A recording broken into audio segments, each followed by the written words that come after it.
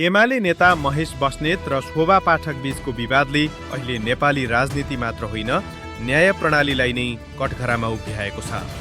बलात्कार र भ्रूण हत्या जस्तो गम्भीर आरोप लागेका नेता सुरक्षित देखिनु, तर न्याय माग्न अनसन बसेकी महिलाले सडकमा कुटाई खानु।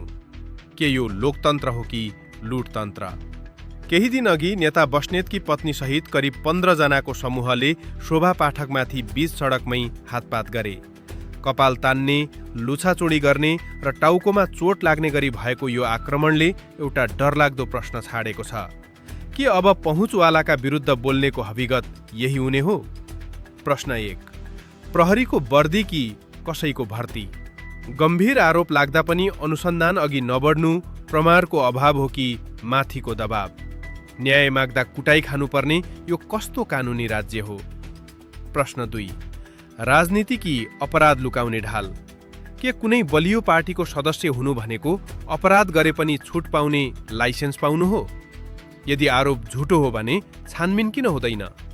र यदि साँचो हो भने अपराधी किन खुल्ला आकाशमुनि घुमिरहेका छन्? प्रश्न 3, सुशासनको नारा कि जनतालाई भुलभुलैया? सरकार सुशासनको रटान लगाउँछ, तर शक्ति केन्द्र नजिकका व्यक्तिहरूमाथि फाइल खोल्न प्रहरीको हात किन काँप्छ? के न्याय केवल गरिब र असहायका लागि मात्रै बनेको हो? शोभा पाठकको अनसन र उनीमाथि भएको आक्रमण केवल एउटा व्यक्तिको लडाईँ होइन, यो नेपालको फितलो राज्य संयन्त्र विरुद्धको विद्रोह हो।